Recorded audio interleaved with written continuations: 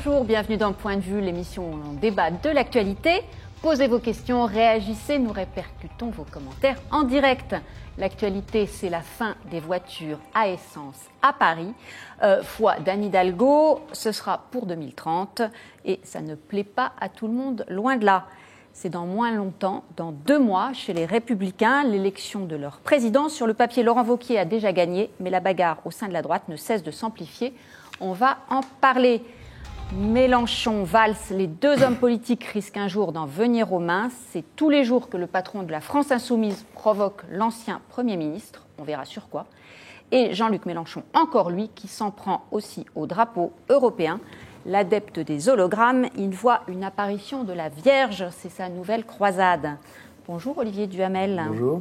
Juriste, politologue, bienvenue dans Point de vue, bienvenue dans ce débat. Vous venez de publier Macron et en même temps. C'est écrit avec Laurent Bigorne et Alice Baudry et ça vient de sortir chez Plomb. Exact. Bonjour Laurent Bouvet, vous êtes Bonjour. Politologue universitaire, directeur de l'Observatoire de la vie politique à la Fondation Jean Jaurès, fondation proche du Parti socialiste, et vous êtes aussi à l'origine du mouvement Printemps républicain. Et vous êtes l'auteur de La gauche zombie, chronique d'une malédiction politique, c'est paru chez Le Mieux. Bonjour Paul Quignot, rédacteur en chef à l'Obs. L'Obs qui titre cette semaine avec cette question, qui veut la peau d'Hidalgo? Ça tombe bien, on va en parler. Et bonjour Alexis Brézé, directeur des rédactions du Figaro. Merci beaucoup d'être avec nous. Alors, pour se mettre en jambe, si je puis dire, je vous propose de parler voiture, ou plutôt absence de voiture. En 2030, c'est demain. Vous viendrez tous les 4 au Figaro à pied, en vélo ou peut-être en voiture électrique. La voiture à essence, en tout cas, ce sera fini. Quant au diesel, il sera parti à la casse depuis longtemps. C'est en tout cas la dernière volonté. Certains diront lubie d'Anne Hidalgo. Regardez ce qu'en dit son adjoint, Christophe Najowski. C'était ce matin sur France Info. On est sur une planification à 12 ans. On a des progrès énormes qui sont en train d'être effectués sur le véhicule électrique. On a également la perspective du véhicule autonome qui va peut-être révolutionner aussi nos transports. On est en train de vivre en réalité une véritable révolution en matière de mobilité. Et donc, ce que nous essayons tout simplement, c'est d'anticiper aussi cette évolution, de nous inscrire aussi dans la nécessité de la réduction des émissions de gaz à effet de serre. La question du climat n'attend pas, et donc c'est la raison pour laquelle nous avons cette perspective qui est à la fois proche et en même temps relativement lointaine. Olivier Duhamel, elle a raison, Anne Hidalgo, le climat n'attend pas. Disons qu'il y a des arguments assez forts, mais qu'il y a quand même au moins un problème, c'est que c'est un peu une attitude, je dirais, d'indépendantiste catalan. Parce que, certes, 60% des Parisiens n'ont pas de voiture, mais la circulation automobile privée dans Paris, elle est absolument indispensable à un très grand nombre de banlieusards. Et donc interdire la voiture, ce serait provoquer de très grandes difficultés pour cela. Alors, sauf si on mettait en place, mais personne ne parle de ça, des vrais plans de création de vastes parkings tout autour de la grande métropole pour que les banlieusards puissent s'approcher de la capitale et immédiatement enclencher sur un moyen de transport commode. Mais tel que c'est annoncé, si c'est un coup du même genre que les voies sur berge, juste pour faire plaisir à des Parisiens contre les autres, franchement, oui, je trouve ça un peu... J'aime pas l'expression cataliban, mais enfin... catalaniste, on va dire. Alexis Brézé, c'est... Non, mais Olivier dit quelque chose de très juste. Il dit qu'il y a une minorité de Parisiens qui ont une voiture et l'utilisent. C'est ce que dit Anne Hidalgo à chaque fois. Il dit, regardez les sondages, je suis approuvé, on m'approuve. Bon, d'abord, il y a quand même quelque chose d'un peu curieux. Oui, c'est une minorité, mais après tout, les minorités... Même 40%, ce n'est pas une petite minorité. Puis les minorités sont respectables. On nous parle toujours des droits des minorités, mais la minorité d'automobilistes serait déjà absolument condamnable et qui devrait être exterminée. Et pourquoi? Parce que c'est un projet, et moi je l'ai compris le dimanche dernier en discutant avec Anne Hidalgo et son entourage après le grand jury. C'est un projet qui est un projet absolument idéologique. Le problème, ce n'est pas la pollution. Quand on leur dit, mais il y a des voitures électriques, pourquoi vous ne faites pas les quais de la Seine, faites-les pour les voitures électriques? Ils finissent par dire, non mais bon, bien sûr il y a la pollution, mais le problème c'est la voiture individuelle. À la limite, la voiture autonome, la voiture collective, la voiture qu'on partage, ça, celle-là, pourquoi pas. Mais la voiture individuelle, je ne parle pas d'Anne Hidalgo personnellement, mais en tout cas notamment des Verts qui l'entourent, c'est idéologiquement quelque chose qui est considéré comme absolument condamnable. C'est une espèce de propriété privée bourgeoise qui accapare l'espace public. Et ils font ce raisonnement qui est bizarre. Ils disent, mais est-ce que vous vous êtes rendu compte que 70% de l'espace public est réservé aux voitures? Et il n'y a pas 70% d'automobilistes. Oui, enfin, on pourrait dire que 100% de l'espace aérien est réservé aux avions. Et donc, il faudrait autant d'espace pour les voitures que pour les piétons, que pour les vélos. C'est donc vraiment une notion idéologique de récupération sur des gens qui accaparent un bien public. C'est l'abolition des moyens de circulation. C'est l'abolition des moyens de circulation. C'est exactement ça. Très fort tous les deux. Laurent Bouvet, projet idéologique ou plan anti-pollution? Il y a au moment où la gauche, le Parti socialiste, avec les Verts essentiellement et quelques autres partis plus petits, ont gagné la mairie de Paris en 2001 avec Bertrand Delanoë, puis ensuite, donc, jusqu'à maintenant avec Anne Hidalgo, les Verts sont devenus, comme le Parti communiste l'était avant, la pointe avancée du combat progressiste. C'est-à-dire que les socialistes, et ça déteint d'ailleurs sur le Parti socialiste, qui explique en grande partie aussi les problèmes du Parti socialiste. C'est-à-dire qu'avant, les socialistes disaient, bon, on est révolutionnaire, on est pour le socialisme. Bon, mais enfin, il y a les communistes et les vrais quand même. Bon, mais nous, on ne veut pas faire la révolution, mais on est plus calme. Mais enfin, bon, on partage les buts communs.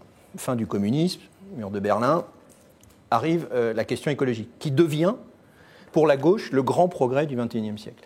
Et dans cette question écologique, effectivement, et je suis tout à fait d'accord, c'est idéologique. La voiture est la pièce à abattre de la vieille société industrielle dont on doit sortir. La voiture privée.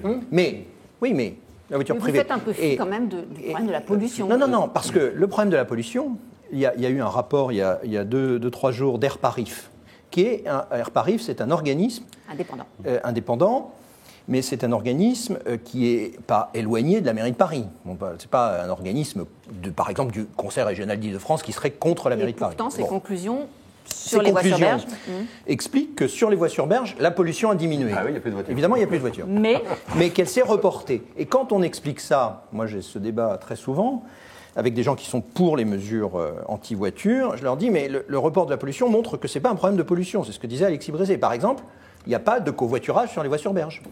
Il n'y a pas on ne réserve pas les voies sur berge au covoiturage, avec des lignes comme ça se fait dans tous les pays du monde. Si vous êtes plus de 2 dans la voiture, vous avez le droit d'utiliser les voies sur berge. Si vous n'êtes pas plus de 2, vous êtes sanctionné. Donc ça veut dire, effectivement, c'est idéologique, que c'est la voiture privée qui est le problème. Et cette question est une question éminemment politique. Pourquoi ? Parce que considérer que tous les Parisiens qui ont une voiture, cette minorité de 40%, sont des entre guillemets, pardonnez-moi, moi j'appelle ça des nazis mobilistes, c'est-à-dire des gens qui sont des salauds parce qu'ils ont une voiture, parce qu'ils ont besoin de leur voiture. Parce que, non, je rigole, mais c'est un terme caricatural. Mais cette idée que ces gens doivent être effectivement contrés, que politiquement, etc. Or, ces gens-là, et on pourrait faire le test très facilement, et moi je parle là de mon exemple, on fait aussi du vélo, on prend aussi les transports en commun. On a des enfants, on n'a pas envie de les voir mourir de pollution, nos enfants. Enfin, je veux dire, cette idée que de toute façon, parce qu'on a une voiture, on est quelqu'un de totalement irresponsable, qui veut tuer ses enfants. Enfin, vous voyez, j'exagère, je caricature, mais Paul Quignot, je vous donne la parole dans une seconde. Je donne également les réactions de nos internautes, qui sont effectivement nombreux à réagir sur ce sujet. Par exemple, Flo Dupont qui nous dit « Pourquoi vouloir tuer l'industrie automobile à essence au nom d'un certain paysagisme parisien alors que l'infrastructure pour les voitures électriques n'est pas au point ?» Ça, c'est quelque chose qui revient souvent d'ailleurs, l'histoire des bornes qui n'existent pas pour recharger les voitures. Alain qui se pose la question « Électroconstructeurs automobiles, qu'est-ce qu'ils en disent ?»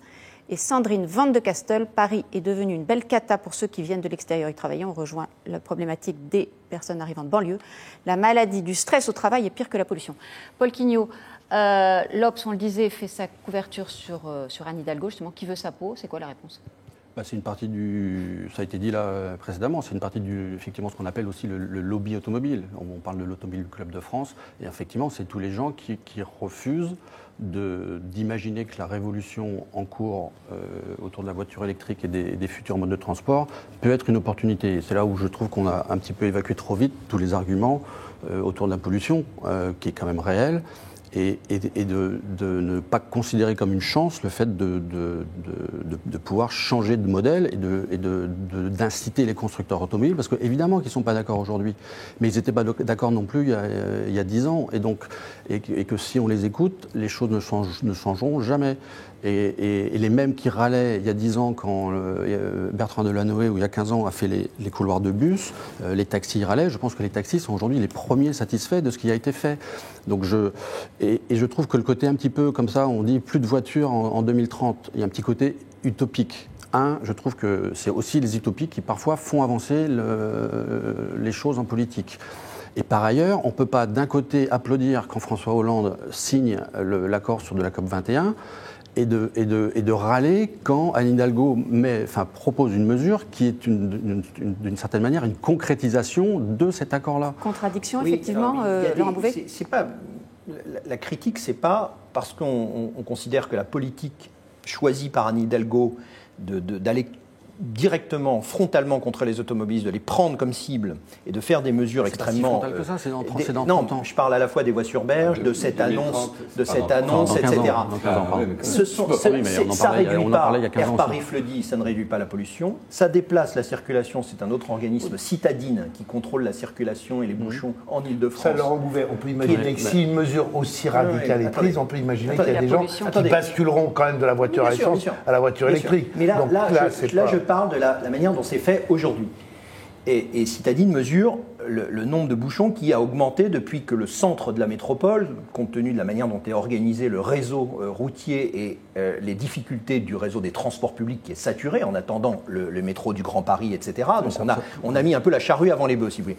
Or, il y a d'autres grandes villes comparables à Paris qui ont choisi d'éliminer la pollution, d'interdire dans leur centre, c'est le cas de Londres, de Stockholm, les vieilles voitures polluantes depuis très longtemps. Tokyo, non, pas du tout. Elle l'a pas fait. Elle a commencé par interdire de circuler sur certaines voies. Sur les grandes voies. Tokyo a interdit il y a 30 ans les voitures diesel. Ça a fait changer l'industrie automobile. Toyota, qui est le premier producteur mondial aujourd'hui, ne produit pas de voitures diesel. C'est le premier à s'être mis à l'hybride, par exemple.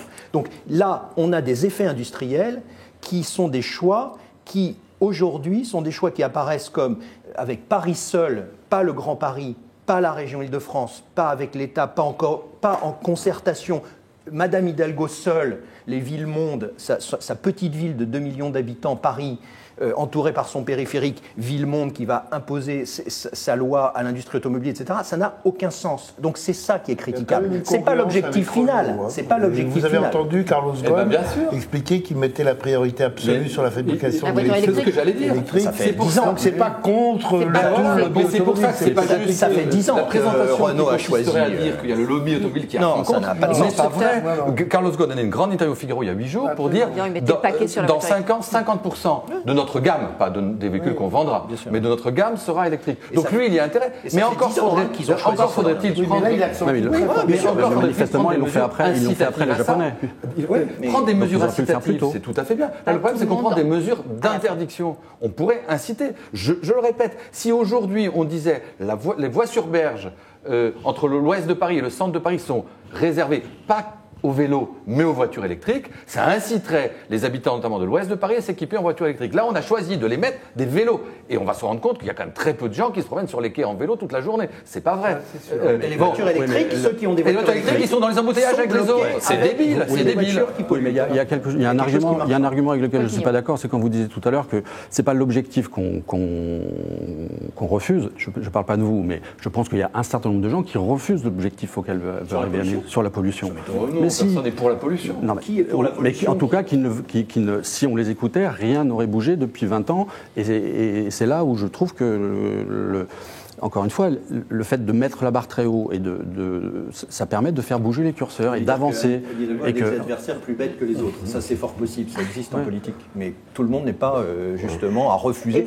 Quand on a des enfants, on a soi-même peut-être des problèmes respiratoires, etc. Personne n'est pour la pollution et continuer à... Je pense qu'il faut aussi faut penser cette mesure. On parlait tout à l'heure des transports en commun. On sait que voilà, il y a des choses qui sont en cours et qui vont changer, qui vont radicalement changer. Et tout ça se fait dans un ensemble. De concevoir une politique de transport à l'échelle du petit Paris est quand même très pertinent. Un exemple, ça peut être la journée sans voiture. La journée sans voiture. C'était il y a 15 jours, il y avait un dimanche sans voiture. Bon, pourquoi pas.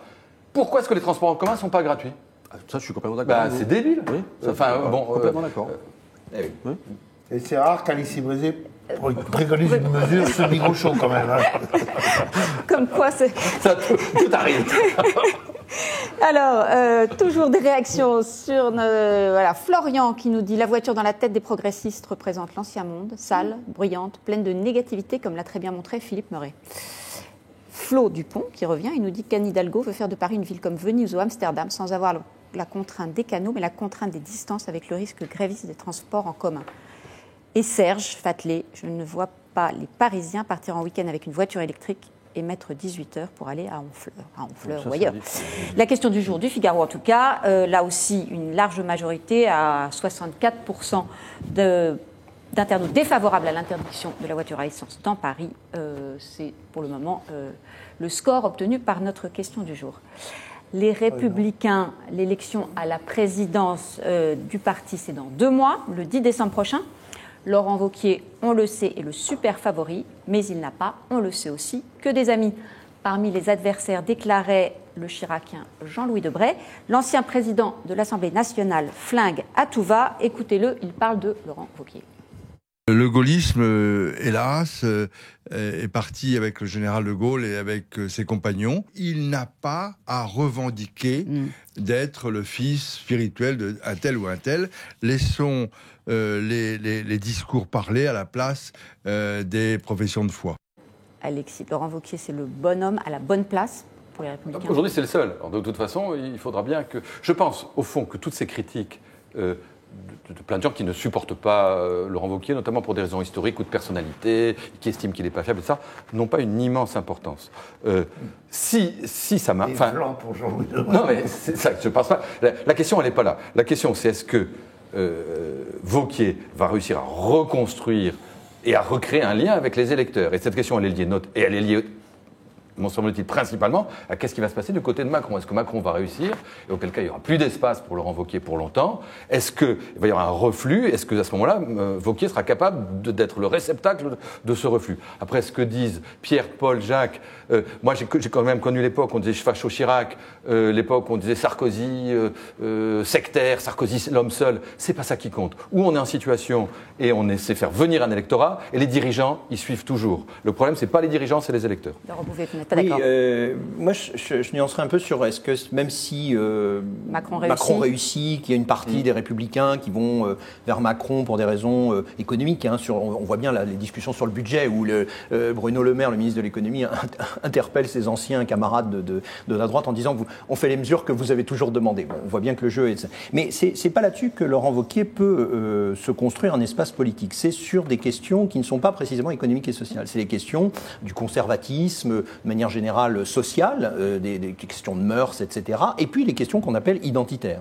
Et là, il y a un enjeu pour lui, c'est est-ce qu'il va être capable de reprendre et d'incarner, au moment où il y a quand même un vide qui s'est constitué à sa droite au Front National, avec l'échec de Marine Le Pen à la présidentielle, enfin son échec personnel, parce que le Front National a réalisé un bon score, mais l'échec de sa stratégie, hein, et on voit les difficultés aujourd'hui. Laurent Wauquiez a un espace politique qui va être de reconstituer ce qu'avait peu ou prou quand même réussi en grande partie, avec une grande ampleur beaucoup plus grande, Nicolas Sarkozy en 2007, c'est-à-dire de réunir à la fois le vote conservateur, catholique, bourgeois, etc., disons, et puis un vote beaucoup plus populaire, attaché à la fois à des questions identitaires liées à la question sociale. Donc est-ce qu'il va être capable, parce que ça, Macron ne le traite pas, et la gauche ne le traite pas non plus. Donc est-ce qu'il va être capable de faire ce pas et d'apparaître non pas comme simplement le type qui devient qui récupère le Front National et qui est comme le Front National et avec l'ostracisme, etc., mais être capable de reconstruire une sorte de droite à la fois nationale et populaire qui s'installe et qui devient, qui arrête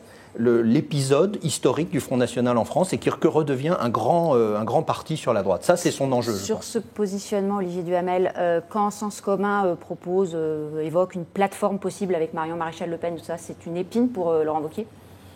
Oui, c'est pas idéal. Est-ce que vous m'autorisez juste une petite note en bas de page sur Jean-Louis Debré? Tout est autorisé sur Jean-Louis Debré. Ah oui, sur Jean-Louis Debré, tout. Non, juste quand il parle des filiations, c'est pas seulement par rapport au gaullisme et à Debré, c'est aussi, et à Michel Debré, c'est aussi parce qu'il a siégé très longtemps au Conseil constitutionnel avec Jacques Barrot, et que Jacques Barrot était le parrain de Wauquiez. C'est lui qui a, entre guillemets, donné sa circonscription à Jacques. Et Jacques Barrot était un démocrate chrétien très pro-européen, et ça l'a rendu absolument malade de voir Wauquiez devenir souverainiste et beaucoup plus droitier. Donc c'est un des éléments de l'explication. Vous faites bien de donner cette explication. Oui, Figaro Live, on est quand même à un certain niveau, on peut se permettre ce genre de précision. Par ailleurs, Non, moi je pense que c'est très important cette élection. C'est pas parce qu'elle n'est pas compétitive qu'elle n'est pas importante, que la droite a absolument besoin de se doter d'un chef, que Wauquiez va donner au moins un chef de l'opposition à droite et qu'on cessera d'être dans ce jeu permanent entre Mélenchon et Macron, point barre, et que le pays en a besoin, que c'est une bonne chose. Alors après, la question jusqu'où est-ce qu'il va sur la ligne identitaire en flirtant presque avec les thèses du Front National, d'un point de vue strictement d'efficacité politique, il faut bien reconnaître, quoi qu'on en pense sur le fond, c'est un autre sujet et ça n'intéresse pas grand monde, c'est pas forcément inefficace, hein, parce que je crois que la thèse selon laquelle Le Pen va perdre beaucoup en perdant la ligne Philippot et la ligne, entre guillemets, de gauche, je n'y crois pas beaucoup. Je pense que les électeurs populaires qui votaient Front National, ils votaient pas pour la retraite à 60 ans parce qu'ils n'y croyaient pas une seule seconde. Et ils votaient pour l'immigration. Et que donc le retour du Front à une ligne identitaire, mais j'ai un désaccord avec Jérôme Jaffray là-dessus.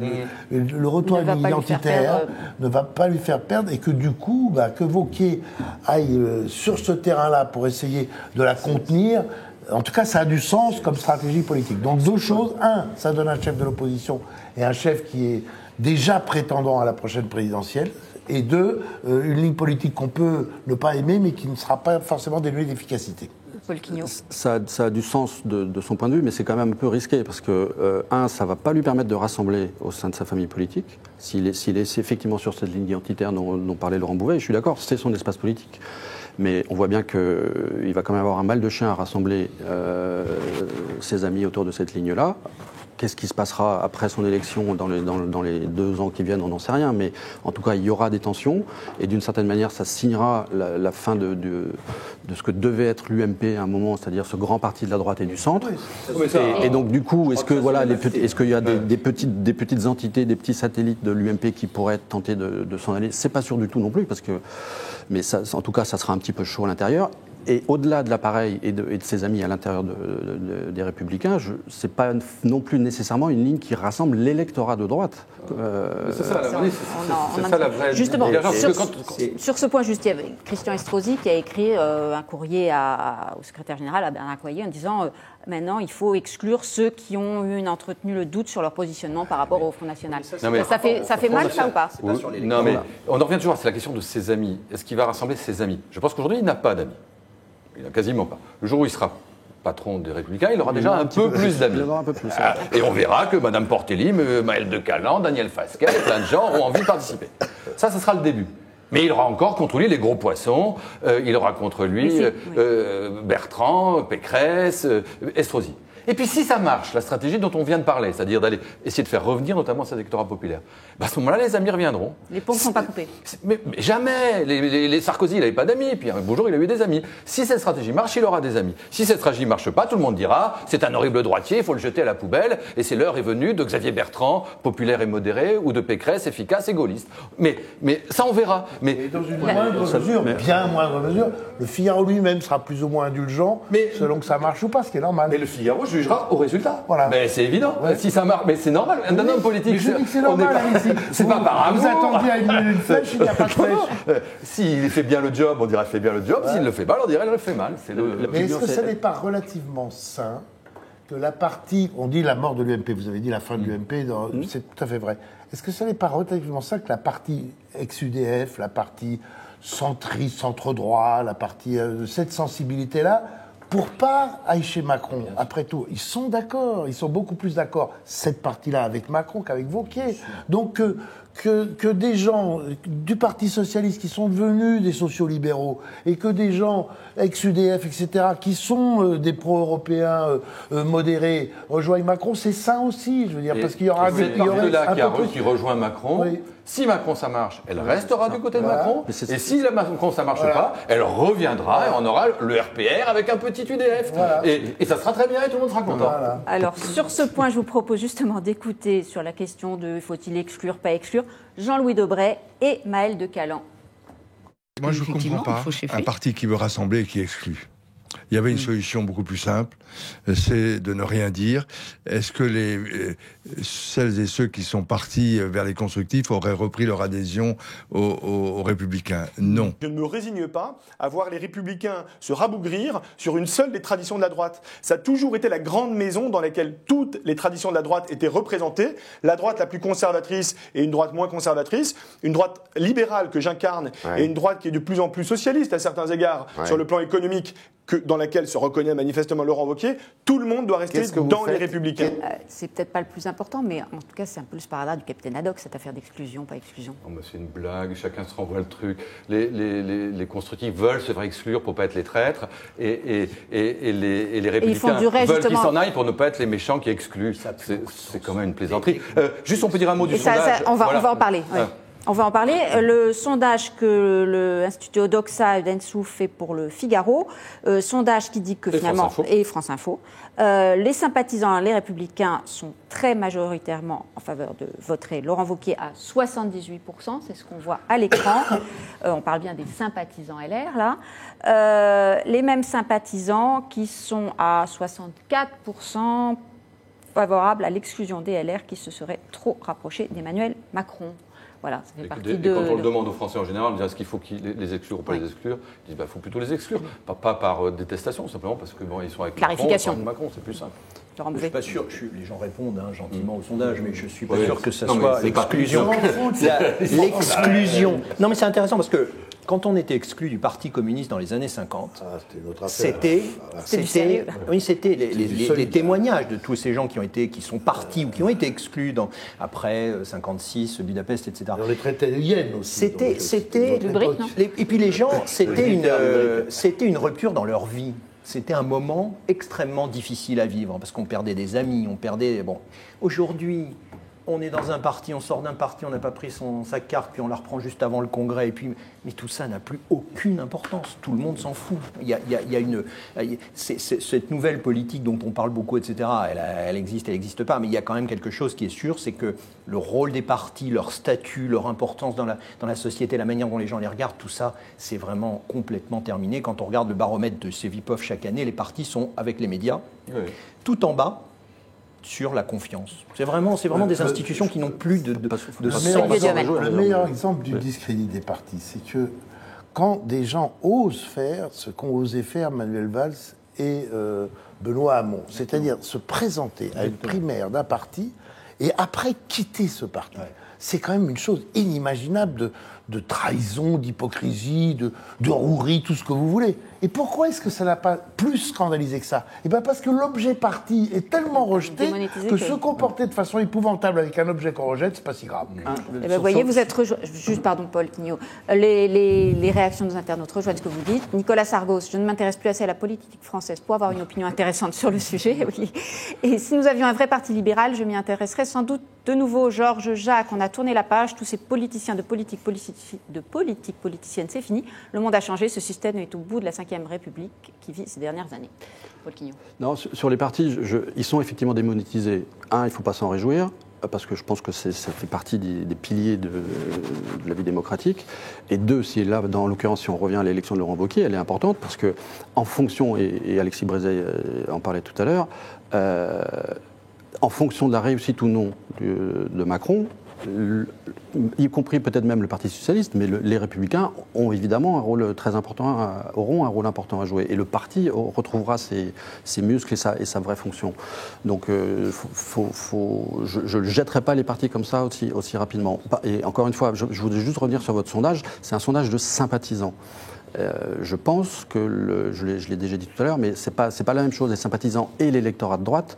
Et c'est là où je pense que la ligne de Wauquiez ne me paraît pas être une ligne capable de rassembler l'électorat de droite sur une élection présidentielle. Mais on en revient à ce que vous disiez, Alexis, au début. La vraie question, le vrai rendez-vous, c'est réussite ou non d'Emmanuel Macron. Il y a les deux. C'est deux mouvements en parallèle. Wauquiez doit s'attacher à faire revenir l'électorat populaire. Il va donc commencer par droitiser. Puis après, va se dérouler l'action de Macron qui va marcher ou pas marcher. Et moins elle marchera, plus Wauquiez aura tendance à se recentriser vers la fin pour faire revenir ses centristes en disant allez, revenez à la maison, on va gagner ensemble. Et à ce moment-là, les centristes diront s'il y a possibilité de gagner, ils iront. Sinon, non. Recentrer, c'est pas responsable. Allez. Mais il va avoir du mal à recentrer son discours. Hein. Mais Ce ne sera pas facile. Bien sûr. Sarkozy, qu'est-ce qu'il a fait, Sarkozy Oui, ça lui a pas réussi. Ça lui a réussi, il a été élu président de la République, après tout, c'est pas si mal. Mais est-ce que ça passe encore, ça? Parce que ce que dit Paul Quignot, Non, le mais côté ça vieille politique, ça passe plus. C'est toujours du comparatif, hein, c'est ce que dit Alexis Brézé. Si effectivement il y a un affaissement vers le centre, Macron, aujourd'hui, il aura un espace. L'idée, parce que on parlait des partis, les clivages, les différents enjeux ne correspondent plus. Bon, c'est une banalité de le dire aux frontières des partis, on le voit bien aujourd'hui partout. Bon. Mais la stratégie de Wauquiez, c'est sur l'électorat, c'est pas tellement les partis, ce que c'est l'ancienne UDF, etc. C'est vraiment ce qu'on pourrait appeler le bloc conservateur. C'est conservateur sur la société. Hein, c'est mariage pour tous, c'est le conservatisme au sens lié à la tradition, je vais aller vite, catholique, au sens très, très classique. Et puis le bloc populaire. Donc ça, c'était Patrick Buisson, en son temps, qui avait un peu théorisé la chose pour Nicolas Sarkozy, etc. Bon. Ça, c'est l'enjeu principal pour une droite aujourd'hui qui veut maîtriser la menace Front National sur son aile droite et qui veut, avec des centristes européens, etc., mais qui sont plus conservateurs que les sociolibéraux. Hein, c'est ça la grande différence, Olivier Duhamel, encore sur droite-gauche, et plus tellement sur l'économie. C'est vraiment sur la question des valeurs que ça se joue. Et donc là, effectivement, il y a une possibilité. Si Laurent Wauquiez insiste sur ces questions, s'il n'est pas sur une question économique où il va dire mais on ne votera pas le budget parce que nous on s'oppose, mais en fait proposer, c'était aussi un des problèmes avant ces ennuis de campagne de François Fillon, qui proposait d'aller un peu plus loin qu'Emmanuel Macron, mais on voyait qu'il n'y avait pas une différence de nature, c'était plutôt de degré. Donc c'est pas là-dessus que ça marche. Il faut des différences de nature en politique. Les clivages, ce sont des différences de nature. Donc si il arrive là à le faire, Wauquiez, il pourra se créer un espace. C'est difficile parce que quand il c'est difficile puisque il est là il y a 2 jours ou même peut-être hier, il a été obligé de faire marche arrière après la déclaration de sens commun en disant qu'il avait dit voilà on pourrait éventuellement s'entendre avec Marion Maréchal Le Pen. Wauquiez est obligé parce que Marion Maréchal Le Pen, ça risque d'être sa véritable adversaire ensuite à droite, parce qu'elle, elle pourrait avoir la même stratégie si elle revenait dans la droite à partir du Front National. Oui, mais sur ses fondamentaux identitaires. Je suis complètement d'accord avec vous, c'est son créneau. Et vous voyez bien qu'y compris sur son créneau, il est obligé de rétropédaler à la première incarcade. Il rétropédale tactiquement parce qu'il n'a absolument pas intérêt à ce qu'on dise qu'il veut s'allier avec ce qu'il ne veut pas. Il veut faire venir les électeurs. Il veut prendre l'électorat, il ne veut pas faire d'alliance avec le Front National, il n'y a pas intérêt. Mais on ne peut pas faire un bloc de toutes les questions dites de société. Parce qu'il faut au moins distinguer les questions immigration-sécurité des questions de mœurs. Parce que sur les questions de mœurs, on ne trouvera pas de majorité. L'électorat populaire ne suit pas forcément sur les questions de mœurs. Le vrai point commun, c'est les questions d'identité, immigration, sécurité. C'est les questions de frontières. Là, c'est transclasse. C'est ça le problème avec le sens commun, c'est qu'il n'y a pas d'électorat commun à construire sur les positions de sens commun. Il n'y a pas de classe populaire. C'est tout à fait essentiel de faire cette distinction. Autre sujet d'actualité, Mélenchon-Valls. La tension monte chaque jour d'un cran entre les deux. Le leader de la France insoumise traite l'ancien Premier ministre de nazi. Manuel Valls accuse à son tour Mélenchon de jouer avec le feu d'un nouvel antisémitisme qui fait le jeu de l'islam radical. Regardez Manuel Valls, il était ce matin l'invité d'Europe 1. Et quand on dit que je suis l'ami de l'extrême droite israélienne, au fond, on veut passer un seul message, dire que Manuel Valls est l'ami des Juifs. Et je mets des guillemets. Et c'est là où il y a une complaisance. C'est là où Jean-Luc Mélenchon et ses amis ne se rendent pas compte, ou alors ils s'en rendent compte, et c'est encore plus grave, que l'antisémitisme, ou l'antisionisme, ce nouvel antisémitisme d'aujourd'hui, est au cœur de la matrice de l'idéologie totalitaire de l'islamisme radical. Olivier Duhamel, vous étiez sévère tout à l'heure sur Manuel Valls, mais il a raison sur ce point. Oui, c'est un autre sujet quand même, c'est pas la même chose. Sujet. Écoutez, d'un côté, les injures qui se jettent l'un et l'autre à la figure, j'ai même pas envie d'en parler parce qu'ils font ça aussi pour occuper le devant de la scène et dans le fond, quand on les reprend en entretien. Vous avez bien fait de prendre ce passage parce que là, au moins, ça a un rapport avec, dans la posture. Ça a un rapport avec le fond. Mais quand ils se traitent de fachos, de machin, de nazis, il n'y a pas que de la posture. C'est consternant. Il y a un vrai débat. Il y a un vrai débat. Il y a une vraie question. Il y a une vraie question qui est posée, et pas seulement à Valls et à Mélenchon, mais plus largement dans le pays, sur derrière des positions ultra pro-palestiniennes et dites sont antisionistes? Est-ce qu'il n'y a pas la montée d'un antisémitisme qui n'ose pas dire son nom? Et est-ce qu'on ne flatte pas cet antisémitisme auprès de couches de la population qui y sont sensibles? Ça rejoint ce qu'on disait, c'est un peu le symétrique de la question identitaire à droite. Hein. Donc là, on est à gauche. Donc il y a plusieurs choses. Rapidement rappeler que Jean-Luc Mélenchon et Manuel Valls se connaissent très bien. Ils ont passé 30 ans ensemble au Parti Socialiste dans l'Essonne. Tous les deux. Donc ils se connaissent parfaitement. Donc il y a aujourd'hui une exacerbation d'une rivalité qui est déjà ancienne, et il y a, je suis d'accord avec Olivier Duhamel... Mais je complète, l'un était rocardien, Valls, et l'autre était un trotsko-mitterrandien, donc ils se font la guerre depuis toujours. C'était vrai. Et donc il y a de la posture, là oui, ça monte très vite dans les cordes, parce qu'il y a une posture, il y a non pas une haine, il ne faut pas exagérer, mais un antagonisme viscéral. Là, au fond, en revanche, on rejoint quand même des questions, et la posture parfois colle avec la réalité de la structure. Il y a un enjeu fondamental, et Jean-Luc Mélenchon n'est pas idiot, il a regardé ses résultats électoraux à la présidentielle et aux législatives, et où est-ce qu'il a eu ses gros scores? Où est-ce qu'il a fait ses gros scores? Dans des endroits, notamment chez les jeunes et dans les quartiers populaires, dans la périphérie des grandes villes, notamment en banlieue parisienne, où ont été élus principalement, ou dans des circonscriptions de ce type, où ont été élus ces députés. Et là, on a effectivement ce que disait Olivier Duhamel, c'est-à-dire aujourd'hui une partie de l'électorat qui est un électorat pour lequel Israël, question israélo-palestinienne, pour lequel les Juifs de manière générale correspondent à des images qui sont liées à l'antisémitisme au sens classique, antisionisme, antisémitisme. Et donc, il ne dit pas, Jean-Luc Mélenchon, il n'est pas devenu antisémite, il n'est pas devenu non laïque et pas du tout républicain tout d'un coup, c'est pas ça. Mais il ne peut pas, compte tenu de son électorat, compte tenu de ce qu'est la France insoumise, avec des députés comme Daniel Obono, etc., avec Clémentine Autain, il ne peut pas risquer d'apparaître comme le laïc intransigeant, parce qu'il est très sur la laïcité et la République. Jean-Luc Mélenchon, ça fait très longtemps, il a eu comme conseiller Henri Pénard-Ruiz, etc. C'est quelqu'un qui est très... Donc Alexis, c'est tactique. On est obligé d'être rapide là-dessus. Mais la question, c'est quel est le peuple de la gauche? Et on voit là, côté Valls, côté Mélenchon, deux conceptions. Ils ont compris que Macron n'avait pas le peuple. Mélenchon se dit, moi, j'ai besoin d'électorat populaire. Aujourd'hui, il ne l'a pas. Et on sent que, en fait, la vérité, c'est qu'aujourd'hui, quand on regarde l'électorat populaire, au fond, il y a deux électorats. Il y a un électorat pour aller vite et pour catégoriser, mais petit blanc tenté par le Front National, et un peu un électorat plutôt d'origine immigrée, qui est sur ce qui est décrit. Bon. Et on a senti que Mélenchon a hésité. Pendant toute la campagne présidentielle sur l'Europe, il a hésité entre les deux. Et là, il est en train, notamment à cause de ses alliés, de basculer du côté de cet électorat d'origine immigrée, qui c'est l'armée de renfort. Et Valls qui cherche un électorat populaire, parce qu'il se dit Macron ne l'aura pas. Eh ben on se dit qu'il va essayer de prendre cet électorat petit blanc, ça c'est pas péjoratif, cet électorat autochtone de souche qui souffre. Il y a un point aveugle dans la gauche de gouvernement, la gauche social-libérale.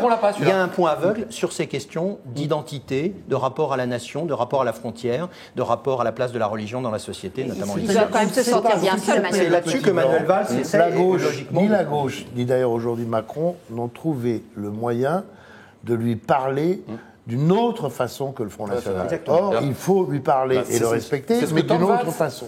Sauf que là, moi, il y a quand même un truc qui me frappe, c'est que je suis complètement d'accord avec ce que vous avez dit, Laurent Bouvet, et du coup, je me dis que Jean-Luc Mélenchon n'est pas à hauteur du personnage qu'il est. Parce que moi, j'aurais aimé l'entendre dénoncer les propos de la députée Obono sur « j'ai pleuré pour Dieudonné, j'ai pas pleuré pour Charlie », ou après l'histoire du conducteur de la RATP qui refusait de conduire un bus après une femme. C'est des propos qui ne peuvent pas être tenus par une députée républicaine. Et Jean-Luc Mélenchon, je suis convaincu qu'au fond de lui, il est en désaccord avec ses propos. Et il reste ambigu par tactique électorale. Et ça, c'est pas bien. C'est pas bien. C'est la définition du clientélisme électoral, de la lecture des résultats électoraux d'une forme de réalité qui s'impose à lui.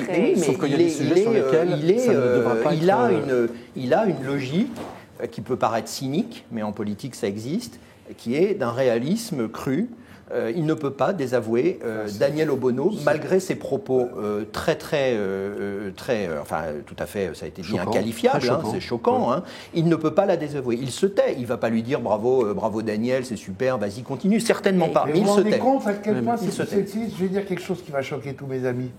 Quand il y a un élu du Front National qui fait un dérapage, il est sanctionné sur le champ. Sur le champ. Ça va très vite. Olivier Duhamel, je vous annonce que Françoise Aléata dit « Je suis d'accord avec M. Duhamel ». Ça a l'air de vous surprendre. Non, pas du tout d'ailleurs, je le note. Sur cette polémique, oui, vous le soulignez, Alexis, il y a aussi quand même un peu des vieilles querelles de l'Essonne qui ressurgissent. Oui, alors, même si c'est vraiment pas le débat. Mais il y a une dimension de fond et stratégique qui est, me semble-t-il, plus intéressante pour l'avenir que des questions de bonshommes qui se détestent. Ça, c'est pas grave. C'est pas grave. C'est pas passionnant. Ça joue un rôle, mais ça va avec. Quoi. Y compris la bataille dans l'Essonne qui n'est pas terminée. Non, c'est pas l'élection législative est encore en cours. La question se pose de savoir si la partielle de où Valls est élu va être annulée. Enfin, il y a plein d'enjeux derrière tout ça. Non, mais ce qui est grave, je maintiens. Mais vous avez raison. Pour des raisons de calcul électoral ou de pesanteur électorale, on pousse le cynisme au point de porter atteinte à des principes absolument fondamentaux qu'on était censé jusque-là défendre et qui est censé être partagé par beaucoup plus de gens que de Mélenchon. Au moins, il partageait ça avec beaucoup et faire des exceptions, des entorses, des silences, des contournements là-dessus, c'est grave. C'est beaucoup plus grave que les injures. Pendant la campagne, à sa gauche, des gens qui finalement ont voté pour lui critiquaient le fait qu'il mette en avant les drapeaux bleu, blanc, rouge dans ses meetings parce qu'il a accentué ce fait par rapport à sa campagne de 2012 et il a vraiment, on se rappelle du meeting à la République notamment, une forêt. Alors qu'en 2012, il y avait eu ce meeting de Marseille sur les plages du Prado. Avec les drapeaux, et surtout, vous qui vivez de l'autre côté de la Méditerranée, venez tous. Enfin, vous êtes ici chez vous. Et là, ça lui a été reproché dans son propre camp. Il hésite chaque fois entre ces deux. Parce qu'il rassemble tout ce qui est à gauche du social-libéralisme. Il rassemble toutes les familles. Il y a des anciens trotskistes, il y a des communistes, il y a des gauchistes type hors catégorie, si vous voulez. Il y a des gens qui sont dans ce qu'on appelait le mouvementisme, la gauche mouvementiste, etc. Il rassemble tout ça et aussi des petits morceaux des socialistes, des républicains. Et donc, c'est quand même, il essaie de faire quelque chose là qui est quand même très compliqué politiquement. On dit que c'est compliqué pour tout le monde. On parlait de Laurent Wauquiez, on pourrait parler d'Emmanuel Macron. Il essaie lui aussi, il a ses difficultés. Et donc là, il a compris que c'était la manière de ne surtout pas désespérer, non pas Billancourt, mais les quelques Sauf que ses positions, effectivement, sur les sujets dont on vient de parler, à mon avis, l'empêchent de rassembler plus largement à gauche et d'élargir, notamment auprès des électeurs du Parti socialiste qui auraient pu être tentés par Mélenchon sur les questions économiques et sociales, n'ont pas voté pour lui à cause de ses positions sur les questions identitaires, sur les questions de l'islamisme radical, etc. Et puis je pense qu'il y a une dimension psychique.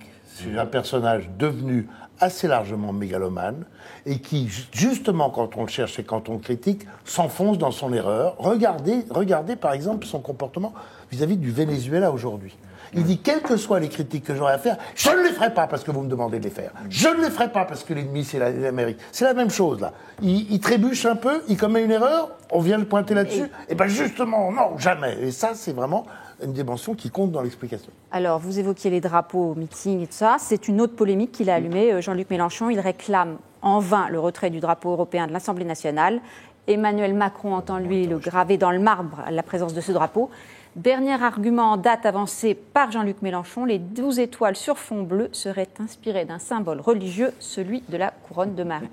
Regardez-le, ainsi que Alexis Corbière, ils en parlent tous les deux. Et franchement, on est obligé de supporter ça.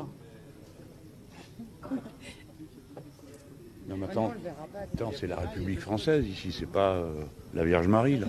Son créateur, M. Arthur Hayes, l'a toujours assumé. C'est un symbole religieux. Cette symbolique du fond bleu et ses 12 étoiles est directement inspirée de la médaille pieuse dédiée à la Vierge Marie que M. Hayes portait autour du cou. C'est un symbole marial, volontairement adopté le 8 décembre 1955, le jour de l'Immaculée Conception.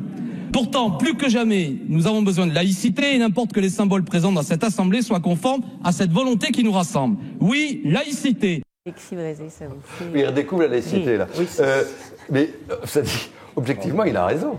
Il est en train de redécouvrir un truc qui s'appelle les racines chrétiennes de l'Europe. Alors Chirac l'avait pas vu, mais c'est vrai que quand on a fait le drapeau européen, l'idée c'était c'est très contesté. Voilà, parce que je rappelle juste pour que tout le monde comprenne, c'est Arsène Heitz qui était. C'est Monet, c'est Schumann, c'est Gasperi. Monet, Schumann et machin n'ont pas choisi les étoiles parce que la Vierge Marie. Ça, c'est les rêves du laïcard qui dérape. Comment ? C'est les rêves d'un laïcard qui dérape que de stigmatiser l'Europe parce que c'est la Vierge Marie. Moi, je la stigmatise pas. Non, je ne parle pas de nous, là. Vous ne comprenez pas tout le temps que je vous critique. Mais c'est la je parle de Mélenchon, Alexis Bozé. Le drapeau européen a été fait. L'Europe a été une construction des démocrates chrétiens et qui se sont appuyés sur notamment le texte de l'Apocalypse, sur la Sainte Vierge avec la lune sous ses pas et les couronnées d'étoiles pour le drapeau européen n'a pas été et adopté parce que c'était mais il n'a pas été adopté pour ça, mais parce que c'était la Vierge Marie. Non, mais ils n'ont pas il y a des controverses. Sur les sources d'inspiration, il y a des controverses. Parce que d'autres. Robert Schuman est en voie de béatification. Non, mais arrêtez de donner raison à Mélenchon en essayant de cléricaliser l'Europe au dernier degré. Mais ça s'appelle les racines chrétiennes de l'Europe. Mais il n'y a pas que des racines chrétiennes, des explications chrétiennes. Le drapeau est la manifestation de ça. Vous servez Mélenchon avec votre récupération catholique est insupportable. Il y a effectivement des racines chrétiennes de l'Europe. Et quand on regarde les couleurs, effectivement, ça fait penser à la Vierge Marie. C'est très controversé. Et l'usage qui en est fait là. La question pour ce qui est intéressant dans ce que dit Jean-Luc Mélenchon, ce que disait Leslie Corbière, c'est effectivement qu'ils redécouvrent. Et ils sont à nouveau laïcs et presque, pour utiliser le méchant mot de Maurras, laïcards, c'est-à-dire en exaltant comme ça la République contre la Vierge Marie, sainte patronne de l'Europe, des trucs, alors qu'on vient de le dire avant. Quand il s'agit d'une autre religion, en l'occurrence plutôt l'islam et surtout les islamistes, et la manière dont Daniel Obono avait fait ses déclarations, alors là, c'est une laïcité à géométrie variable. La laïcité, non, alors là, c'est la tolérance, c'est très bien, on n'a rien à dire finalement, etc. Franchement, c'est beaucoup mieux cette analyse que la récupération catholicarde que veut faire Alexis Brézé. J'ai pas fini, il faudrait dire Alexis Corbière qui regarde les armes de Montreuil. Il est élu de Montreuil. Il y a une fleur de lys sur les armes de Montreuil.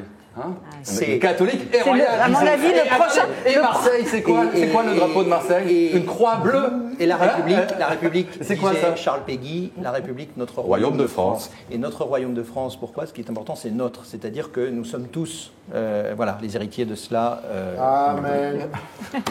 Péguy. Je vous propose de faire un peu encore d'histoire. Pas qu'un peu. Histoire un peu plus lointaine, en saluant le prix Figaro Histoire, Alexis, qui a été remis hier à Philippe Contamine. Philippe Contamine, dans le livre, s'intitule Charles VII, une vie, une politique. Donc là, on est à l'époque plus ancienne, à Jeanne d'Arc, j'allais le dire, et un autre étendard. Et donc, il a été récompensé, et le prix est attribué par un panel d'historiens et de journalistes. Présidé par Jean Tullard.